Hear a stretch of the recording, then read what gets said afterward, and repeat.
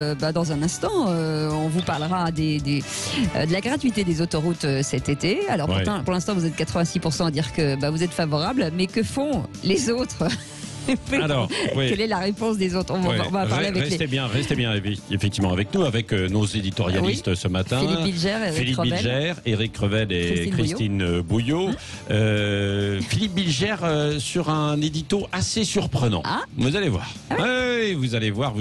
J'ai hâte. Bien sûr.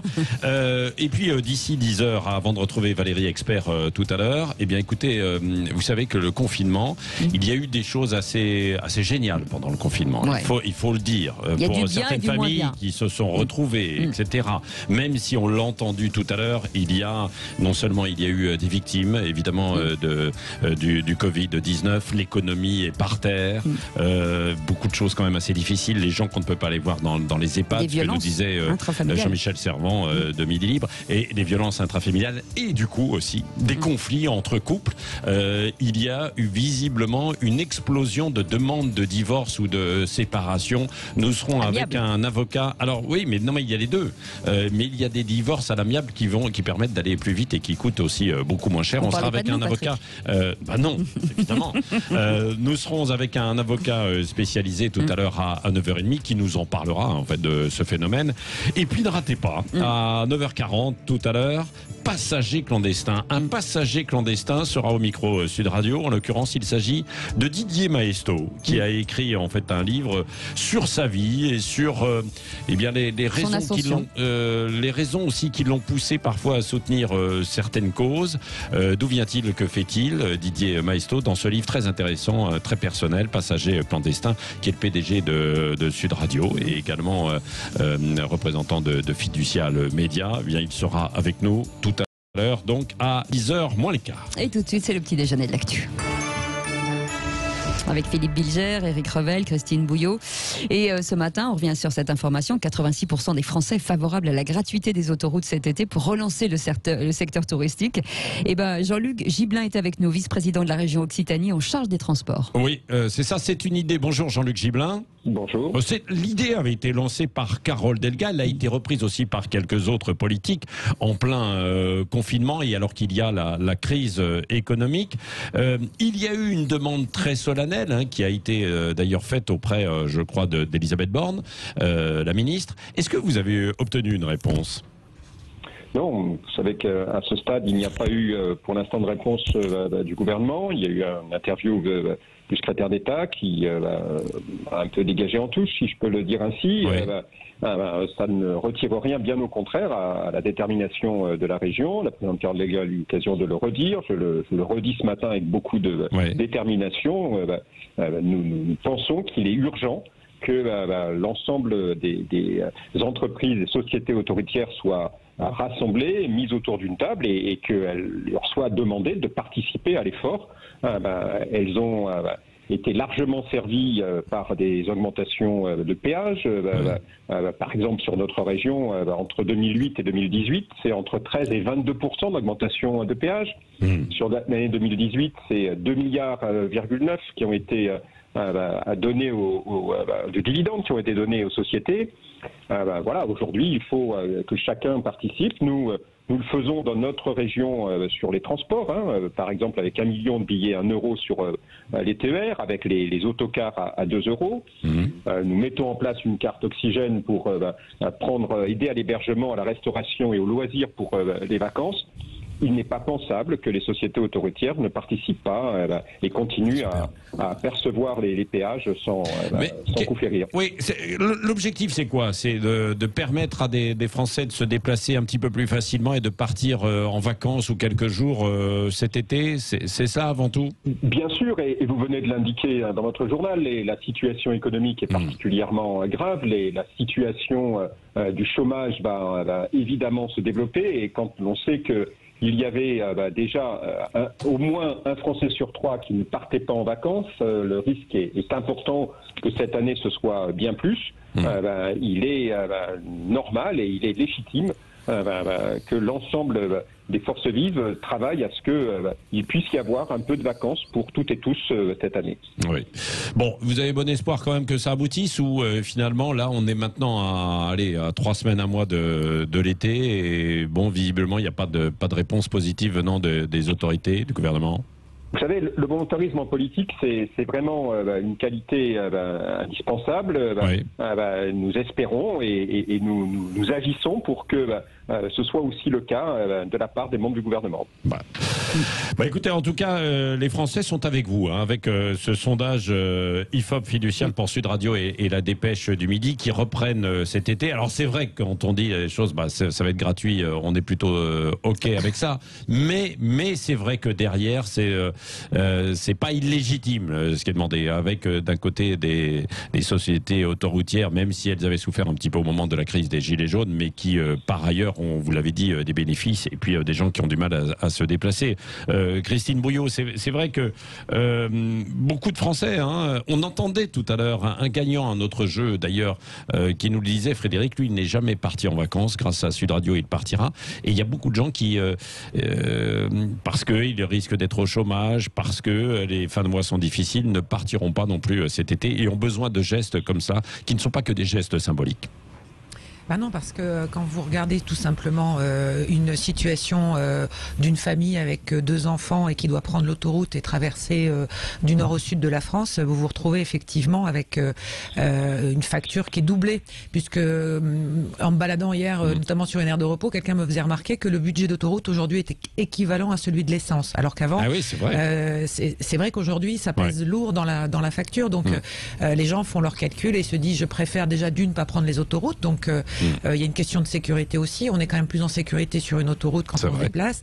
Et il y a une question de budget. Et cet argent-là, toutes disent, on pourrait le mettre ailleurs pendant nos vacances. Donc, l'idée de la rendre gratuite, c'est peut-être utopique. Alors certains disent si c'est pas gratuit, est-ce que au moins exceptionnellement il peut y avoir des réductions exceptionnelles pour pouvoir se déplacer? On est un des rares pays d'Europe à fonctionner comme ça. J'ai rencontré des Britanniques qui résident en France et qui disent chez nous en Grande-Bretagne c'est beaucoup moins équitable puisque en fait quel que soit le degré d'utilisation de votre autoroute, vous payez qu'une seule fois. C'est vrai. Avec en fait un ticket de péage à l'entrée pour l'année, mais du coup qui est complètement disproportionné si vous utilisez ou non beaucoup l'autoroute. Oui, c'est vrai. En Suisse c'est un peu aussi le même fonctionnement. Après, il y a des autoroutes gratuites. Il y a des. Bon, Jean-Luc Gibelin, ça peut être une des pistes, aussi peut-être simplement de réduire au moins le ticket, le prix, quoi. Nous attendons un geste significatif de la part de ces sociétés. Il faut aider à cette possibilité de déplacement.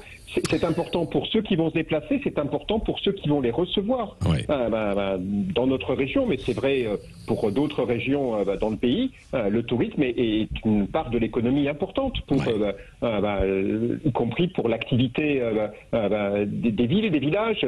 Et donc c'est vraiment important qu'il puisse y avoir ce déplacement. Il faut qu'il y ait ce geste significatif. Nous demandons la gratuité. Nous attendons une réponse. Après, on discutera en fonction du niveau de la réponse. Merci, Jean-Luc Gibelin, en tout cas, vice-président de la région Occitanie en charge des transports, d'avoir été avec nous. Alors c'est vrai, Éric Revel, que d'un côté, on a envie de faire un certain nombre de gestes comme ça et de donner de l'argent, entre guillemets, pour que les Français puissent revivre un peu normalement. Et puis de l'autre, il y a la situation des cordons de la bourse qui sont quand même assez serrés parce que c'est un peu compliqué. Ça tire de partout, Éric, non ? Bon, je commencerai juste par un trait d'humour, Patrick, si vous permettez. C'est que dans le sondage, quand on dit que 85% des Français sont pour, moi je m'attendais à 100%, ça veut dire qu'il y a 15% des actionnaires de Vinci qui ont voté contre. Quoi. Non, mais il y en a qui... J'arrête là la parenthèse. Non, mais c'est vrai, mais il y en a qui disent aussi c'est une idée trop démagogique pour certains. Aussi, ça, alors moi je pense que tout ce qui peut rehausser le pouvoir d'achat est une bonne chose évidemment en ce moment, parce que moi j'égrène des chiffres sur l'antenne de Sud Radio qui sont pas bons pour l'économie française, qui est sans doute la pire, la plus impactée partout en Europe. Donc ça c'est quand même un sujet. Ça c'est quand même incroyable. Pourquoi justement parce que je pense qu'on a relativement loupé le confinement et le déconfinement. C'est-à-dire que, c'est pas le sujet de l'autoroute, mais le confinement, c'est quoi ? C'est bloquer l'économie. totalement pendant 2 mois. On comprend bien l'argument, les experts nous disent si on aurait eu des centaines de milliers de morts sans doute, et il fallait évidemment les éviter. Bloquer l'économie. Oui, on ne sait peut-être pas suffisamment bien. Ça s'est passé avec l'annonce de. Oui, on ne sait pas. On a un petit souci en fait de ligne avec vous, et Eric, restez bien avec nous. Philippe Bilger, ce matin, vous vouliez insister sur quoi ? Moi, Patrick, je sais bien qu'il y a des problèmes plus préoccupants, mais je suis surpris de voir à quel point, alors qu'on dit que le pouvoir présidentiel est une charge, un devoir, il offre aussi des opportunités de délices et de volupté. Ah bon ? Je pense beaucoup, je pense depuis quelques semaines à la manière dont le président, qui a annoncé d'une certaine manière un remaniement, un changement, regarde danser devant lui les ambitions. On a eu Gérald Darmanin qui a dit qu'il était prêt. Marlène Schiappa même a dit qu'elle ne serait pas première ministre, ce que personne ne lui a proposé. On a Laurent Nunez qui a carrément proposer sa candidature, et il aurait raison, à la place de Christophe Castaner. Édouard Philippe, lui, se tient dans une réserve de bonne aloi, puisqu'on lui prête probablement des ambitions, mais il ne dit rien. Donc ce qui m'amuse, c'est de voir ce sadisme présidentiel, Patrick, qui, évidemment, de manière parfaitement normale, regarde danser devant lui des ambitions, des gens qui sont obligés de s'afficher et qui piétinent devant les portes du pouvoir futur. Ça doit être très jouissif pour un président. Ah bah dites donc, Éric Revel et Christine Bouillot. Éric. Oui, non, j'ajouterais juste à ce tableau que dépeint Philippe, que Édouard Philippe, il a aussi de l'ambition, parce que quand il parle, sans doute à raison, d'un basculement possible de la République, il se positionne comment ? Il se positionne en candidat putatif à la présidentielle, quand même. Parce que ça veut dire qu'il a monté une marche et qu'il voit le basculement de la République, qui d'ailleurs rejoint la petite phrase de Gérard Collomb, vous vous souvenez, avant de quitter le ministère de l'Intérieur, puisque vous en parlez, mon cher Philippe, on n'aura plus une France côte à côte, mais une France face à face. On est un peu dans... malheureusement arrivé dans ce scénario-là. Donc je rajoute l'ambition d'Édouard Philippe. Il parle d'un basculement de la République, et donc ça veut dire qu'il pourrait incarner des solutions pour éviter ce basculement. Oui, c'est vrai. Vous oubliez Bruno Le Maire, qui dit qu'il n'est pas candidat à Matignon, et quand on dit ça en général, c'est qu'on l'est un tout petit peu en politique. Oui, mais Christine, Bruno Le Maire, on lui reproche tellement d'être ambitieux que parfois il parvient à se taire. C'est une bonne stratégie. D'un mot aussi, parce que ça a été commenté un petit peu hier, surtout sur les réseaux sociaux, un peu moins sur les médias, cette idée qui aurait été évoquée d'Emmanuel Macron de démissionner pour se représenter et être réélu, en disant de toute manière il n'y a personne en face. Alors l'Élysée a démenti, mais dans le démenti, il y a quand même une ambiguïté où ils disent à un moment donné qu'on ne peut écarter aucune hypothèse, mais que ça n'a pas été évoqué. Alors, je peux vous en parler, Patrick. Ah, bon, alors, c'était devant, alors. Oui, je peux vous en parler parce que justement hier, sur Azur TV, dans notre direct, nous avions Karl Meus, qui est le journaliste au Figaro, qui a révélé cette information rumeur. Alors, Karl Meus, c'est un journaliste politique qui est connu sur la place, donc c'est un type solide. Donc, il a expliqué qu'en fait, il avait eu des informations via une des personnes qui avait assisté à cette visioconférence avec le premier cercle de donateurs à Londres, donc est très proche d'Emmanuel Macron, visioconférence dans laquelle, alors qu'il n'était pas prévu, Emmanuel Macron se serait annoncé. Il se serait annoncé et aurait fait la déclaration suivante.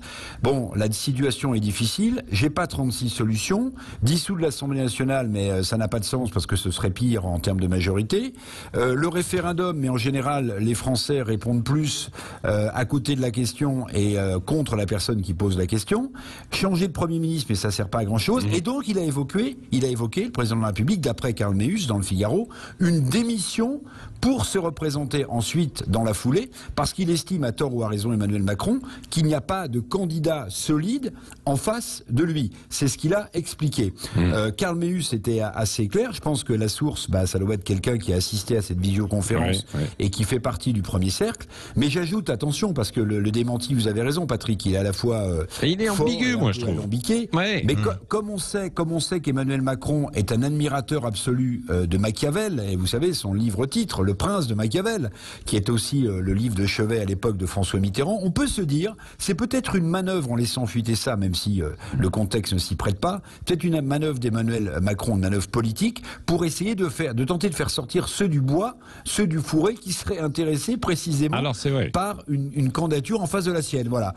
Mais Karl Meus était assez net sur l'info qu'il avait. Ah oui, d'ailleurs, on va peut-être l'appeler, tiens, Karl Meus, pour être avec nous. Allez, on se retrouve dans un instant sur Sud Radio, le petit déjeuner de l'actualité. Vous pouvez vous-même aussi réagir à cette question, et puis on reviendra sur les policiers qui ont jeté leurs menottes hier soir. Ils sont en colère, ils sont en colère notamment après les politiques, le gouvernement et Christophe Castaner.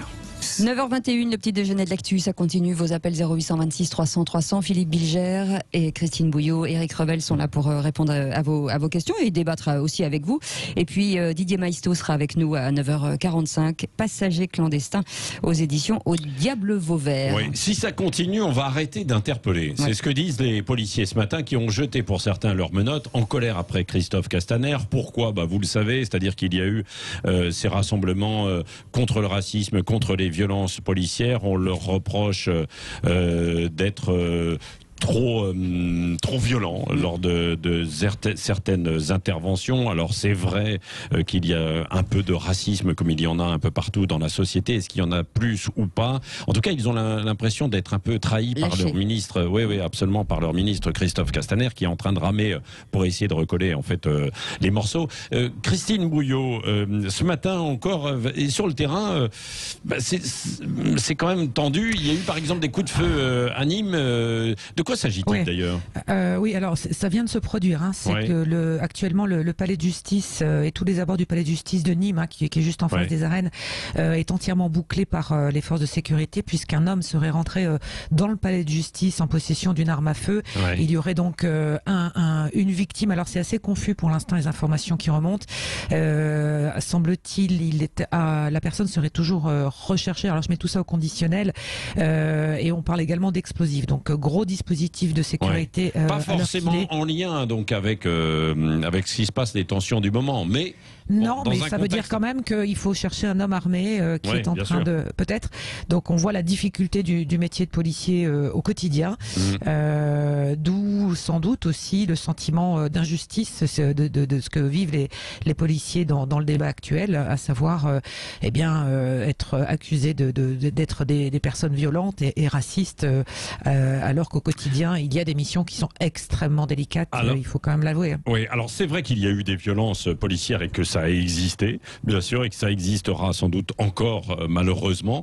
Il y en a eu lors des manifestations des Gilets jaunes, avec des ordres et contre-ordres. En même temps, pour eux, ils étaient plutôt proches des manifestants dans un premier temps. Ensuite, évidemment, ça s'est compliqué, notamment quand il y a eu aussi d'autres forces beaucoup plus violentes. On a parlé en fait de casseurs qui se sont introduits dans ces manifestations. C'est un peu la même chose aussi lors des interventions dans des quartiers sensibles, où parfois ça dérape. Mais c'est vrai, vous le disiez, vous l'évoquiez tout à l'heure, que pour eux, il peut y avoir ce sentiment aussi un peu de peur, de difficulté, bien sûr. Philippe Bilger, vous les comprenez. Est-ce que d'ailleurs aussi Christophe Castaner, quand il a dit cette semaine le soupçon avéré, en fait, là ça a été la goutte qui a fait déborder le vase, comme l'on dit. Et vous comprenez leur désarroi? Mais je le comprends totalement, Patrick. Heureusement que nous avons une politique démocratique, parce que la politique alternative, contradictoire, contrastée du pouvoir à son égard pourrait lui donner le tournis à cette institution policière. Et Christophe Castaner, vous l'avez justement évoqué, parce que lors de la terrible et durable crise des Gilets jaunes, je le défendais assez systématiquement, dans la mesure où j'avais l'impression qu'aucun ministre ministre n'aurait pu faire mieux que lui. Mais depuis qu'il s'est découvert un humanisme et une sensibilité au point d'oublier l'autorité de l'État, je pense que n'importe qui ferait mieux que lui. Mais je le pense vraiment, Patrick, parce que à l'heure actuelle, depuis quelques semaines, je suis effaré par tout ce qui se passe au niveau de l'autorité de l'État, et je ne parle pas de la famille Traoré. Je pense que pour l'instant, ce pouvoir ne mérite pas cette police. Bon. Éric Revel. Oui, écoutez, je partage le point de vue de Philippe, mais ça vous surprendra pas. Moi, je rajouterais que Castaner est quand même à côté de la plaque. Pour moi, la phrase la plus emblématique et la plus incroyable qu'un ministre de l'Intérieur puisse prononcer, c'est évidemment celle des soupçons avérés.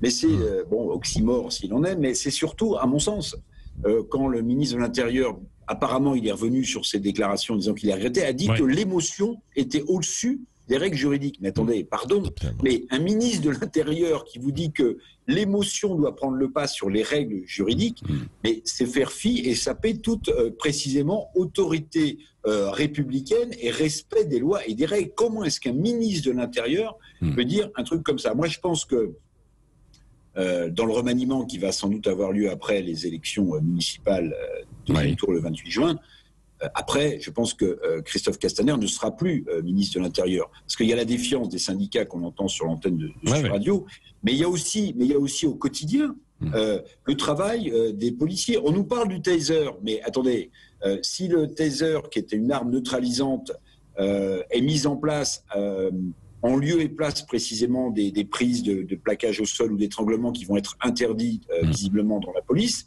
mais je vous donne mon billet, Patrick, qu'il y aura beaucoup d'incidents, peut-être même des incidents cardiaques, qui feront dire que cette arme n'est pas forcément adéquate.